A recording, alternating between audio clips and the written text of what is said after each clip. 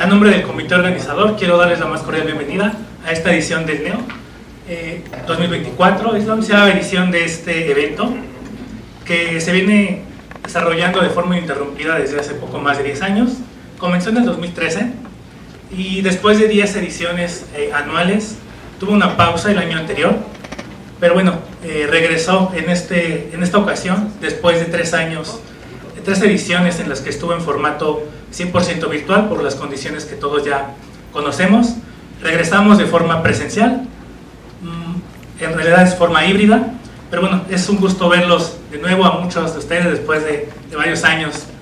Y algo que dejó la edición virtual del NEO fue este evento que es parte del NEO, que se llama RED, el Research Experience Day, que tiene como objetivo acercar a los estudiantes de licenciatura principalmente al campo de la optimización y también que se formen algunas redes de trabajo, dar a conocer los trabajos que hacen muchos de los investigadores que van a estar presentando a lo largo del NEO, y también tendremos la presencia de algunos visitantes de la industria, también con la idea de que pues conozcan para qué es que sirve toda esta parte de la optimización. Este evento pues principalmente es dirigido a estudiantes, como ya lo había comentado, y tenemos varias actividades. Vamos a comenzar con algunas conferencias plenarias y vamos a tener también una mesa redonda y una sesión de pósters. Ya se está preparando todo aquí atrás para que tengamos una presentación bastante buena. Bueno, otra vez a nombre del doctor Schutze, organizador principal, la doctora Marcela Quiroz, el doctor Leonardo Trujillo. Bueno, su servidor agradece su presencia y bueno, vamos a comenzar como tal ya con las presentaciones, con la presentación del doctor Carlos Cuello, multipremiado miembro del Colegio Nacional, entre muchas otras cosas, que bueno, estaremos hablando con él un poquito más a profundidad en la mesa redonda, así que los invito a que se queden. Y bueno, el título de su presentación es Metaheurísticas bioinspiradas para optimización, la última frontera. Y bueno, pues sin más que decir por el momento, nuevamente bienvenidos a este NEO Red 2024, 11ª edición. Y bueno, un aplauso para nuestro invitado.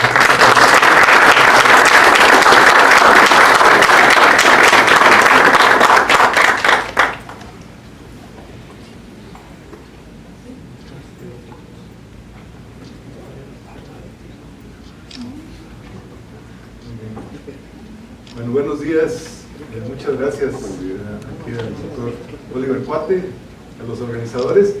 Esta presentación es realmente muy general, es una plática más bien de divulgación. En la parte final voy a hablar un poquito de aplicaciones en las que he tenido algún tipo de involucramiento, pero es un poco para acercar a una audiencia amplia el tema, primero de las metaheurísticas, luego específicamente de los algoritmos bioinspirados, y en la parte final, por supuesto, a las aplicaciones, ¿no? ¿Para qué sirven este tipo de temas?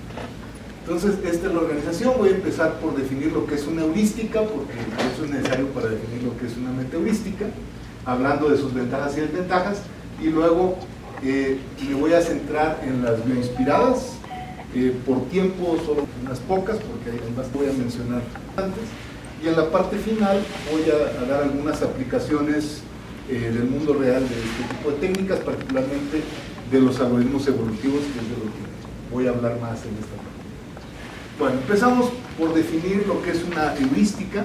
Esa es una palabra muy interesante en inteligencia artificial, porque es quizás la única, al menos es la única que yo conozco, que ha cambiado su significado a lo largo del tiempo, en la misma disciplina de inteligencia artificial.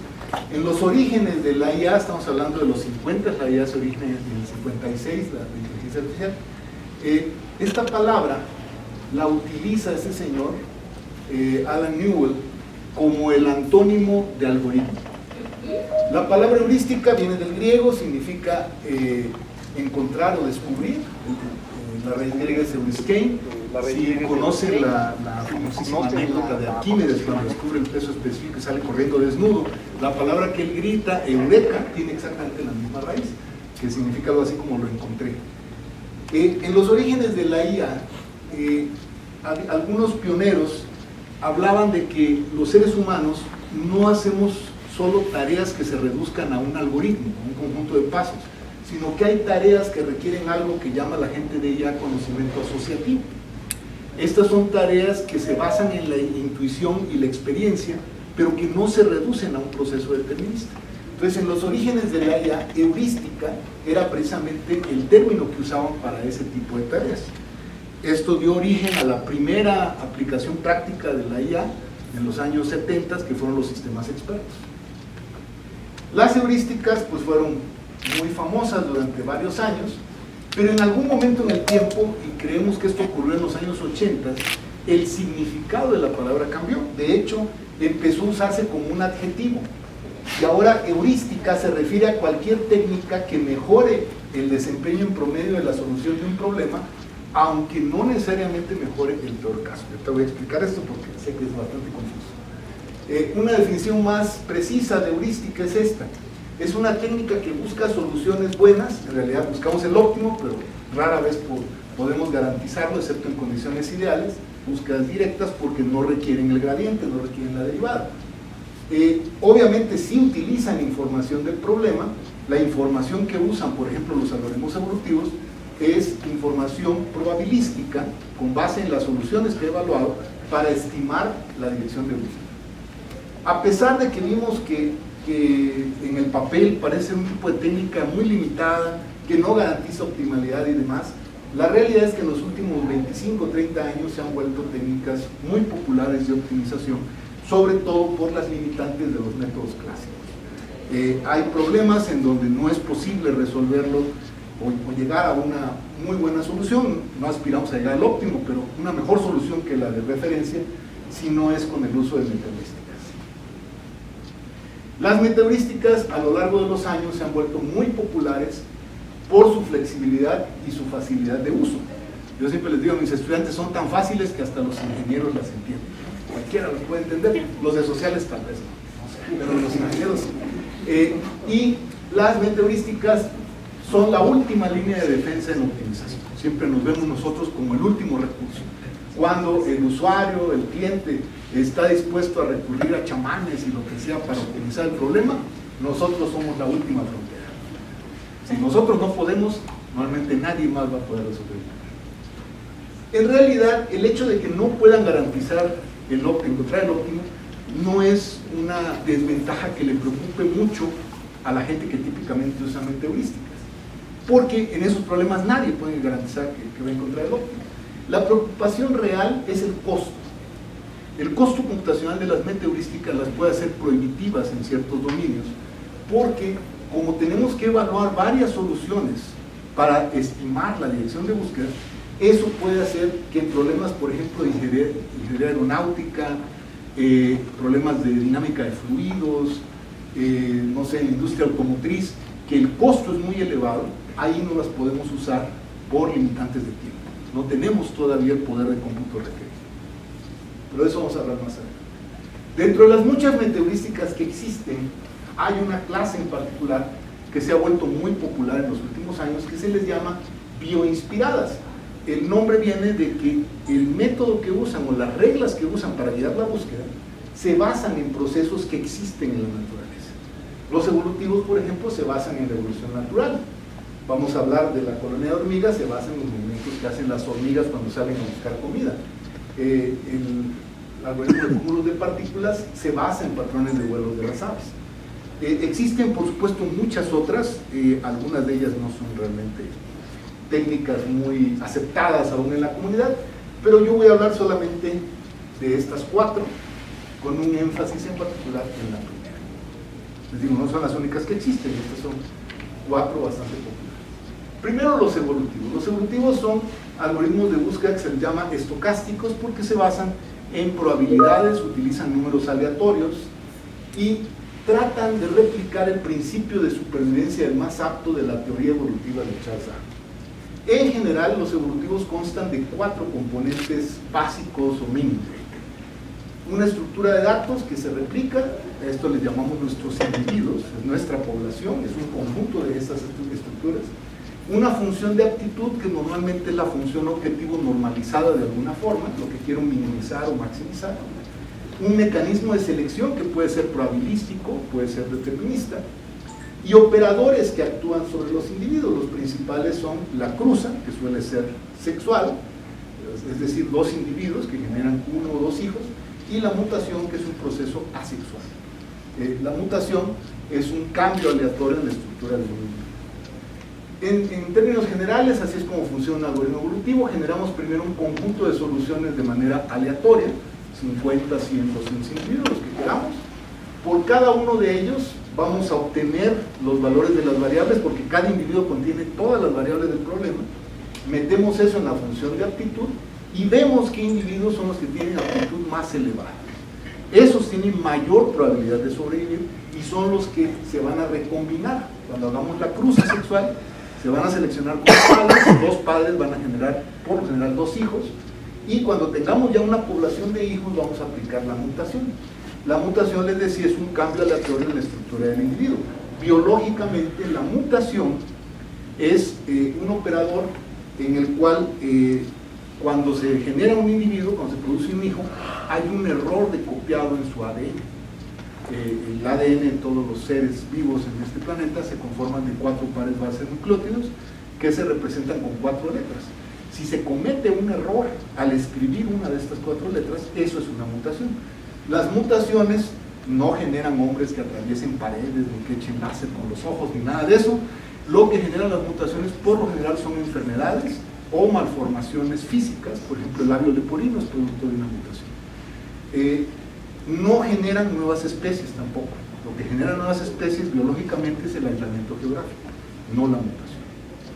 Bueno, entonces ya que tenemos los hijos mutados, estos hijos mutados van a ser la siguiente población a la que le vamos a volver a aplicar lo mismo. Vamos a evaluar aptitudes, vamos a seleccionar los más aptos, los cruzamos, los mutamos, y así vamos a continuar hasta que se alcance un criterio de par. Como las computadoras no pueden generar números verdaderamente aleatorios, son pseudo aleatorios, si este algoritmo lo ejecutamos muchas iteraciones, nosotros le llamamos a eso generaciones, en algún momento los individuos se van a hacer prácticamente idénticos. Cuando eso ocurra, ya no tiene caso hacer cruza, porque los padres idénticos van a producir hijos idénticos. Ahí podemos detenernos o simplemente fijamos un número máximo de iteraciones. Bueno, hay 3 familias o paradigmas principales dentro de los evolutivos: la programación evolutiva, las estrategias evolutivas y los algoritmos genéticos. La programación genética es una variante, se puede ver como una variante muy interesante del algoritmo.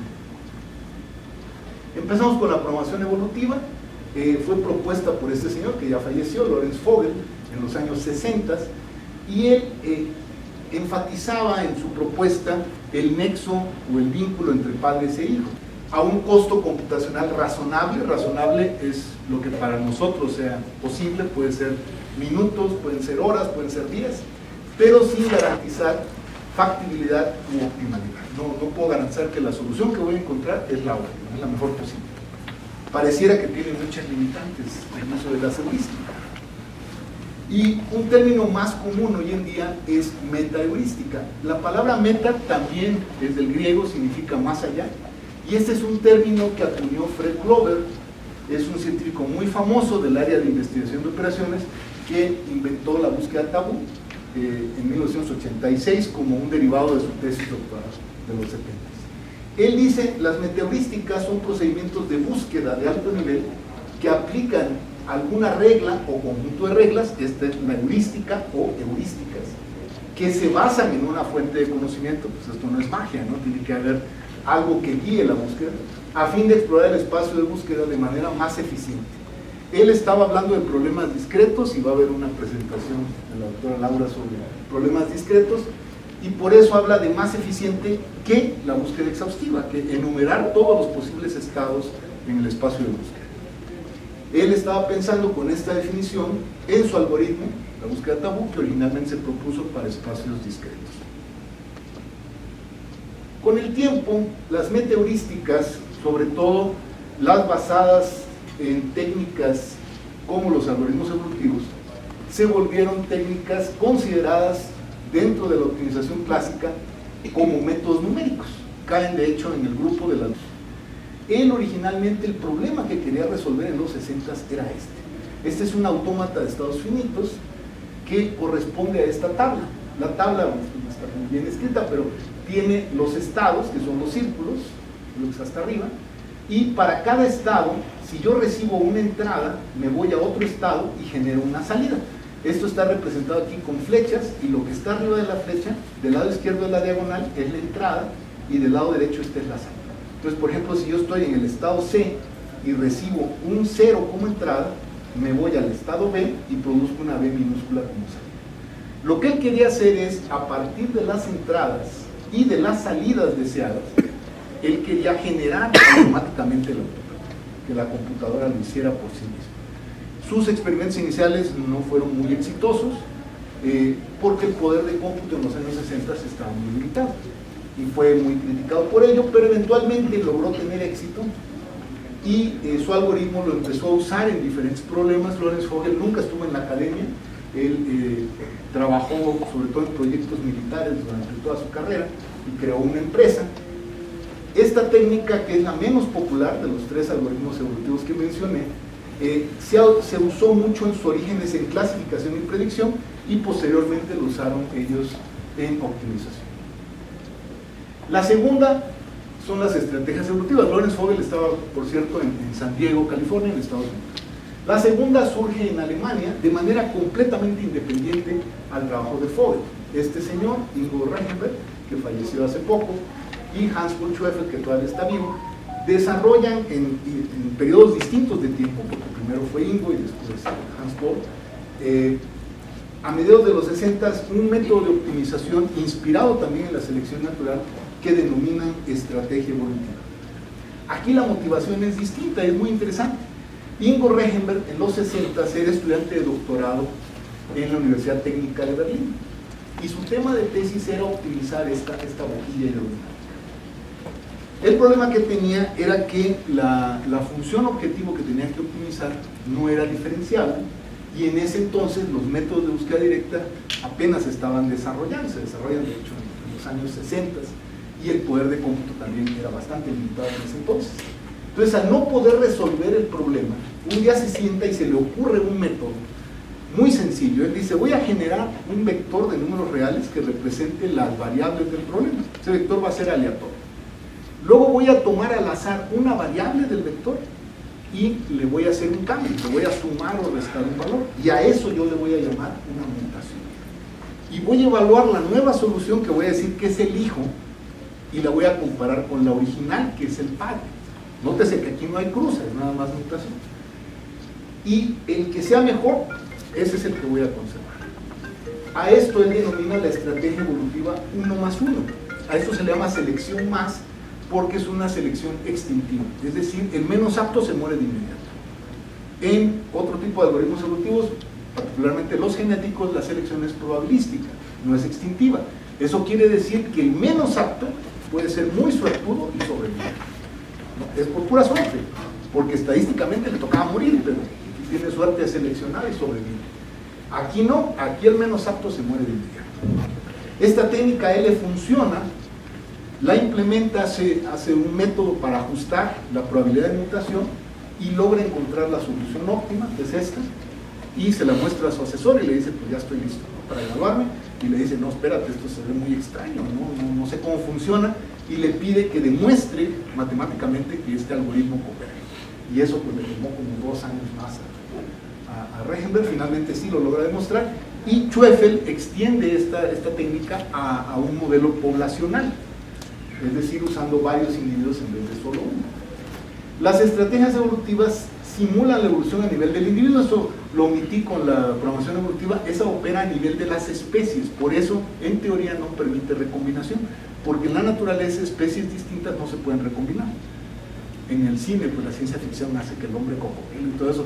En la naturaleza no se puede, porque nosotros tenemos 23 pares de cromosomas, solo nos podemos recombinar con individuos que tengan 23 pares de cromosomas. Todos los demás seres vivos tienen un número diferente de pares de cromosomas. Aquí, como la simulación es a nivel del individuo, sí es posible la recombinación, pero este operador es secundario, es decir, se usa con una menor frecuencia que la mutación. Esto es lo opuesto del algoritmo genético. Y se sigue usando mucho la estrategia evolutiva en la actualidad para optimización numérica. Hacia los años 80, cuando se conoció la gente de estrategias evolutivas con la gente de programación evolutiva, se dieron cuenta que las dos técnicas eran muy similares y en algún momento, hacia la segunda mitad de los 80, demostraron que en realidad los dos algoritmos son el mismo, nada más que surgieron con motivaciones distintas. La tercera técnica es la más popular, propuesta por John Holland en la Universidad de Michigan en Estados Unidos a principios de los 60. Esta técnica, que tiene un nombre muy feo, el nombre que le da Holland es planes reproductivos y adaptativos, tiene una motivación distinta a las dos anteriores. Lo que Holland quería resolver eran problemas de aprendizaje máquina. Hoy que está tan de moda, ¿no? El Machine Learning es una disciplina muy antigua, tan antigua como la inteligencia artificial, y básicamente son problemas de clasificación. Eso era lo que quería resolver John Holland. Cuando publica su libro en 1975, en el libro empieza a usar el término algoritmo genético, posiblemente porque el nombre completo era muy largo y a la gente le gusta el nombre y se queda, aunque oficialmente ese no es el nombre de la técnica. Pensamos que es la versión reducida del nombre de la técnica. El algoritmo genético original usa una codificación binaria. ¿Por qué? Porque Holland argumenta este es el alfabeto que usan las computadoras y es universal. Yo puedo representar cualquier tipo de variable usando números binarios. Este es un ejemplo de una cruza. Esta es una cruza de dos puntos, hay de un punto, de dos puntos, uniformes, de varios puntos. Aquí pueden ver estos dos padres que generan estos dos hijos. Este hijo se produce tomando los dos primeros bits y los dos últimos bits de este padre. El bloque de en medio es del padre de la derecha. Y este está al revés. Los dos primeros y los dos últimos son de este padre y el bloque de en medio es del padre de la izquierda. Es muy sencillo la implementación, a veces se hacen un poco de bolas, pero en realidad es bastante simple. La mutación, cualquier posición que ustedes quieran, puede ser más de una, simplemente hacen un not, ¿no? Aquí había un 0 y lo vuelven un 1. Si hubiera un 1, lo vuelven un 0. Eso es todo. Son operadores muy sencillos. El algoritmo genético ha sido muy exitoso para optimización con variables mixtas, donde tenemos problemas con varios tipos de variables, sigue siendo una de las mejores técnicas de historia. Finalmente, la programación genética, esta la desarrolla John Kosa en los años 80. John Kosa fue estudiante de Holland y él propone una variante muy interesante del algoritmo genético en el cual la representación que usa es un árbol. ¿Por qué un árbol? Porque en un lenguaje de programación en particular, en Lisp, que se usaba mucho para allá, todavía cuando yo era estudiante en los 90 en Estados Unidos, los árboles permiten el procesamiento de esas estructuras como programas. Él lo que quería era evolucionar programas de genética. Y eso es lo que hace justo la programación genética. Entonces aquí ven, este es un árbol posible en programación genética. Los nodos de hasta abajo son las terminales y aquí tenemos los operadores. Y pueden igual, hacia son subárboles, y pueden hacer mutación, pueden cambiar un nodo o pueden cambiar una rama. Tienen reglas un poquito distintas la programación genética que el algoritmo genético, pero en esencia es similar en ese sentido, pero obviamente usar árboles es mucho más poderoso. La programación genética se usó originalmente para hacer cruzas, como se hace con un genético convencional. Si ven, lo que intercambia un problema de regresión simbólica. Dado un conjunto de datos, quiero encontrar pues el polinomio que corresponda. Cuando esto se hace en matemáticas, normalmente adivinamos el orden del polinomio, pero en la simbólica suponemos que no sabemos el orden del polinomio y nos lo va a dar el mismo algoritmo. Después, John Kosa intentó resolver problemas más desafiantes, sobre todo diseño de circuitos en los 90s, en lo cual dedicó mucho tiempo, muchos recursos de cómputo. Él usaba poblaciones de 16 millones de individuos para evolucionar circuitos que después eran editadas esas soluciones por humanos porque tenían muchos segmentos de árbol inútil, por eso le llaman neutrones en programación. Algunos de los circuitos que produjo fueron patentados y pues digamos que el área tuvo mucho éxito desde un principio y hoy en día pues tiene una comunidad en todo el mundo que no es tan grande como en otras áreas de computación evolutiva, pero que se ha mantenido y que es bastante sólida y tiene su propia revista. Aquí tenemos al nuevo editor en jefe, Leonardo Genetic Programming Evolving Machines, la revista especializada en programación. Bueno, muy rápidamente les voy a hablar de otras tres meteorísticas bien inspiradas: los cúmulos de partículas, propuestas por un computólogo, Ross Everhart, y un sociólogo, Jim Kennedy. Es una técnica muy interesante en la cual intentan simular el movimiento de una partícula en un fluido, o al menos eso es lo que ellos dicen, porque cuando leen la historia de la técnica da la impresión que les salió así como por serendipia, y ya que funcionaba le intentaron dar una metáfora biológica al algoritmo. Pero efectivamente es un cúmulo, simulan un cúmulo que se mueve siguiendo a un líder o a varios líderes. Es un algoritmo muy sencillo porque aquí no hay cruza ni hay mutación. Sin embargo, teóricamente tiene limitantes, no se puede garantizar converger al óptimo global a menos que se metan mutación. Es muy rápido, por supuesto, más rápido que cualquier evolutivo, y originalmente en los años 90, cuando se propuso en el 95, se usó para evolucionar pesos de redes neuronales. Ya después se usó para muchas otras cosas. Este fue el primer libro del tema. Sistemas inmunes artificiales es otra técnica muy interesante basada en el sistema inmune de los seres humanos. Cuando nos enfermamos, en nuestro flujo sanguíneo entran células que se conocen como antígenos, son estas. Esa es la enfermedad, el sistema inmune tiene la capacidad de reconocerlas, y nuestra defensa son otro tipo de células que se conocen como anticuerpos.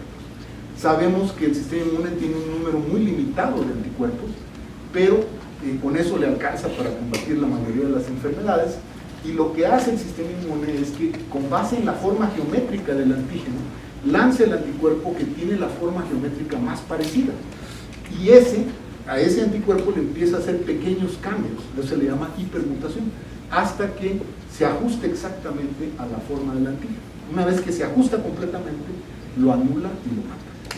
Y una vez que encontró el anticuerpo correcto, lo clona, hace muchas copias del anticuerpo, y así nos curamos. Después elimina los antígenos y anticuerpos a través de la orina o del sudor, pero mantiene algunos de los anticuerpos en nuestro sistema inmune por muchos años. A eso le llaman los inmunólogos la respuesta secundaria. Es muy interesante porque computacionalmente esta señora Stephanie Forrest, que es una de las pioneras en el área, es un sistema distribuido, tolerante a fallas, que es capaz de aprender, que tiene memoria, y todo eso lo simularon en los primeros sistemas inmunes artificiales, que se usaron sobre todo para problemas de clasificación y reconocimiento de patrones, aunque también se han usado para optimización. Aquí en Silvestre hemos hecho algún trabajo en esa dirección hace muchos años. La última, la colonia de hormigas, la propuso este señor, Marco Dorigo, por allá de 1991, como parte de su tesis doctoral. Se basa en un estudio sobre hormigas argentinas, no sé por qué son hormigas argentinas, pero lo que es el estudio. Estas hormigas, cuando salen del nido a buscar comida, los biólogos detectan que cuando salen inicialmente no siguen ningún patrón, es caótica la salida.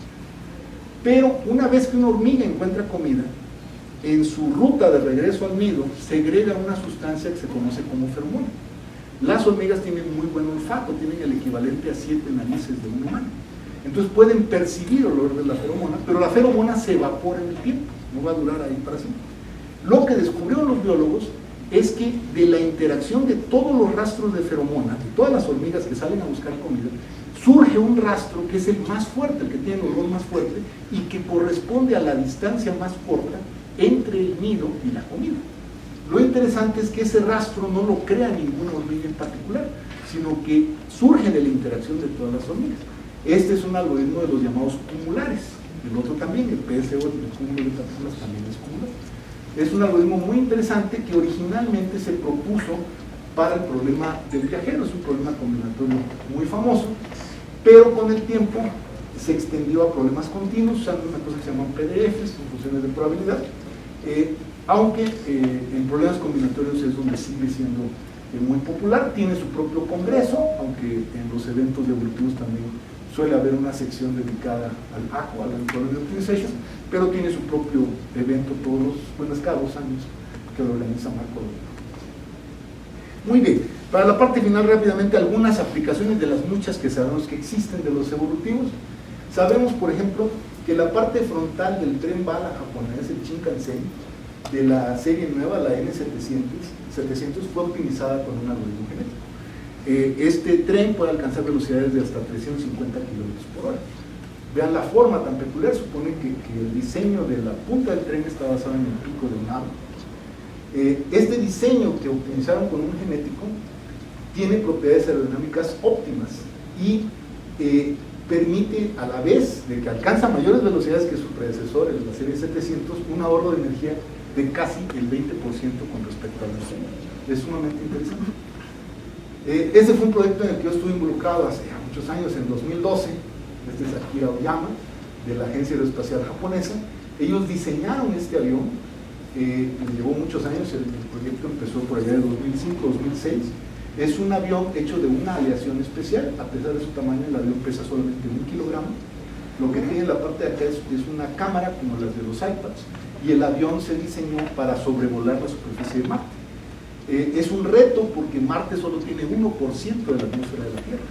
¿Cómo diseñan un avión para un planeta que virtualmente no tiene aire? Es todo un reto. Lamentablemente el COVID se atravesó porque el avión estaba programado para lanzarse en 2020 y se pospuso. No sé si ya se canceló porque la NASA ya envió un helicóptero para lo mismo. Lo que querían era hacer un mapa de la superficie de Marte, pero fue un proyecto muy interesante. Uno en el que estuvimos involucrados hace 20 años con gente de la NASA, de Pasadena. No voy a dar muchos detalles por tiempo, pero ese es un problema bien interesante. Ellos enviaron un satélite a tomar fotografías de Europa. Europa es una luna de Júpiter que se creía que tenía agua, y pudieron demostrar con las fotografías del satélite que efectivamente tenía agua. Pero una vez que el satélite cumplió su misión, se dieron cuenta que tenía combustible suficiente para hacer un cambio de órbita y tomar fotos de Júpiter, porque si no se vuelve chatarra espacial el satélite. El problema es que el movimiento que tenía que hacerse tenía que ser óptimo. De no hacerse de manera óptima, entonces iba a quedar atorado, y si no lo jalaba la gravedad de Júpiter, pues se volvía chatarra espacial. Entonces ellos querían hacer el cambio de órbita de manera óptima para seguir usando el satélite. Un problema muy interesante porque la órbita podía ser muy cerrada o muy abierta.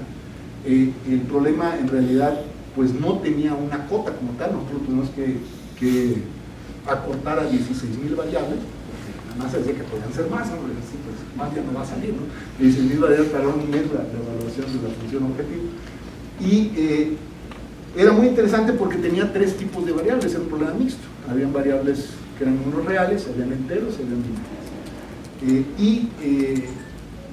Evaluar la función objetivo en aquel entonces era muy costoso porque, entre otras cosas, tenían que resolver un sistema de ecuaciones diferenciales, y ellos usaban el método de Runge-Kutta de cuarto orden. Pues tardaba 8 minutos una evaluación.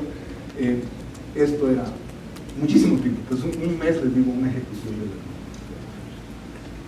la... Otra colaboración que tuvimos hace varios años con gente de Valparaíso, en Chile. Ellos usaron un algoritmo que se diseñó acá, un microalgoritmo genético, para optimizar una red de distribución eléctrica en la que buscaban minimizar pérdidas de potencia y maximizar índices de confiabilidad. Esa es mi área, la optimización multiobjetivo, igual que el doctor Oliver Schultz.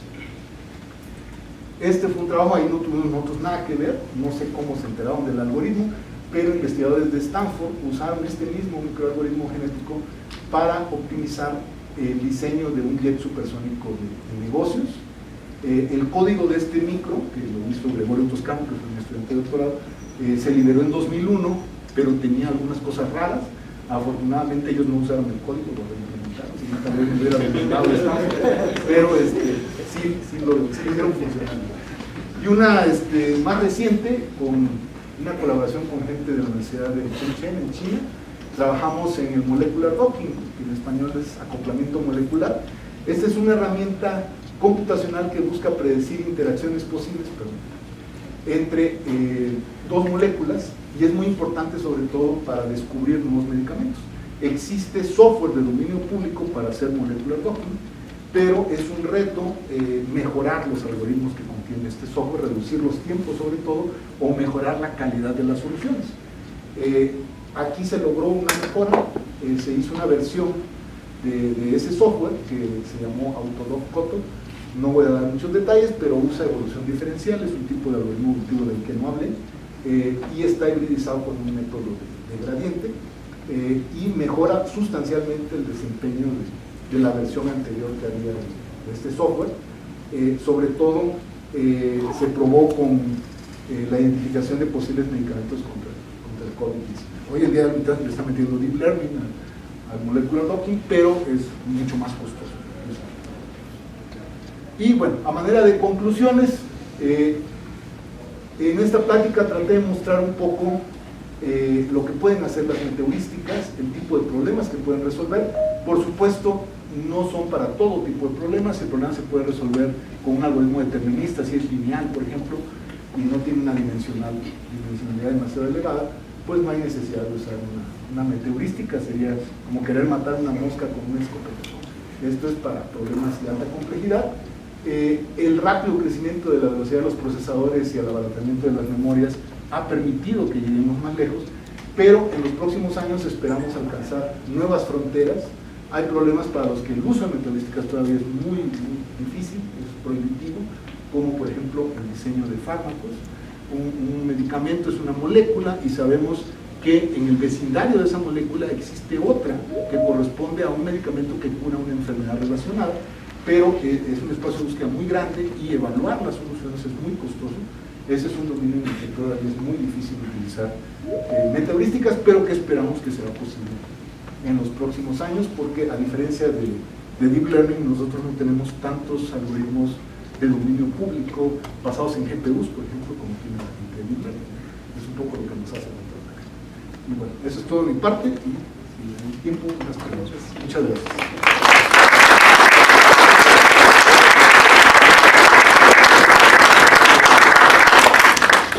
Gracias, doctor Cuello. Tenemos tiempo para preguntas, son bastante tiempo. Quisiera comenzar por las personas que están aquí en el auditorio, si gustan levantar su mano y me acerco con el micrófono. Y también tenemos por ahí por Teams, también si alguien quiere hacer una pregunta, bueno, es bienvenido, puede levantar la mano ahí en la computadora y pues nos darán guía. Adelante, si alguien tiene alguna pregunta. Sí. Muchas gracias, Carlos, por la plática. Estuvo muy completa, creo, y cubres la historia de los algoritmos evolutivos bastante bien. Mencionas cómo al inicio del área de heurísticas y metaheurísticas en general, pues nacen dentro del diseño de inteligencia artificial. Pues inteligencia artificial ha tomado sus propios caminos, ¿no? Tiene una trayectoria bastante interesante, ha llegado ahorita a un momento muy peculiar, ¿no? De cómo se entiende la inteligencia artificial. Viendo hacia atrás el camino de los algoritmos evolutivos, ¿cómo lo sitúas, y las técnicas metaheurísticas en general, cómo lo sitúas dentro del ecosistema de inteligencia artificial históricamente y ahorita actualmente, ¿no? Dentro del ecosistema un poquito más amplio? ¿Cómo ves estas técnicas y estos paradigmas? Es una excelente pregunta. Cuando yo era estudiante de doctorado en los 90 en los Estados Unidos, me tocó ver los primeros libros de IA en donde ya incluían a los evolutivos. Y como técnica los incluyen en los llamados algoritmos subsimbólicos, igual que las redes neuronales, porque, bueno, aquí para la audiencia en general, que pueden no saber sobre esto, la IA originalmente, la que surge en el 56, parte de la premisa de que todo lo que procesa el cerebro se puede modelar mediante símbolos. Y tienen algo que le llaman la hipótesis de los símbolos físicos, que es, digamos, la raíz de toda la IA, y postulan otra premisa, que para poder almacenar información o conocimiento en una computadora se requiere una representación de ese conocimiento. Y ese es el origen de las primeras técnicas de IA. Los símbolos eran importantes porque ellos decían no basta con que la computadora resuelva una tarea de manera inteligente, sino que debe explicar cómo la resolvió.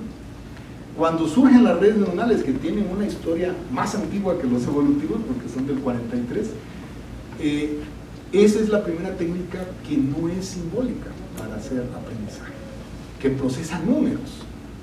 Entonces resuelve el problema, pero como tiene puros números, y por eso le llaman subsimbólica, en realidad debería llamarse numérica, otra cosa distinta, pero les gustó la palabra subsimbólica, es muy difícil explicar cómo llegan al resultado. Es un área ahorita, un hot topic en Deep Learning, es explicar cómo llegan a la solución.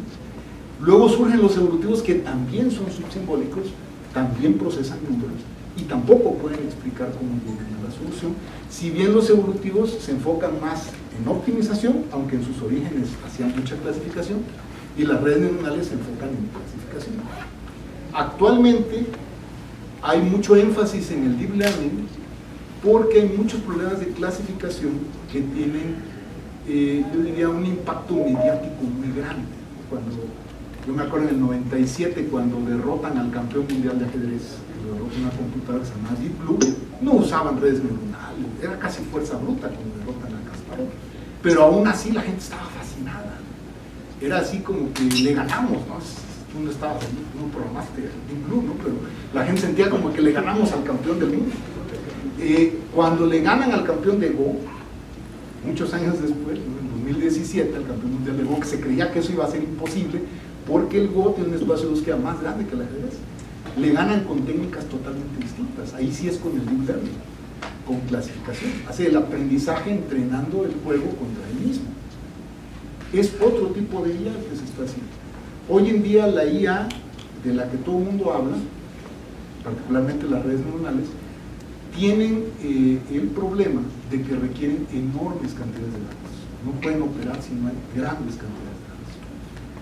Algoritmos como los evolutivos no requieren grandes cantidades de datos, pero como clasificadores tampoco son tan buenos, excepto si usan programación genética, que lo que acabó pasando en el tiempo. Había un tipo de genéticos para clasificación, los sistemas de clasificadores, hoy en día están casi extintos y la clasificación la hace más bien con programación genética, que es costoso, pero más costoso que usar deep learning, pero no tan competitivo tal vez como el deep learning.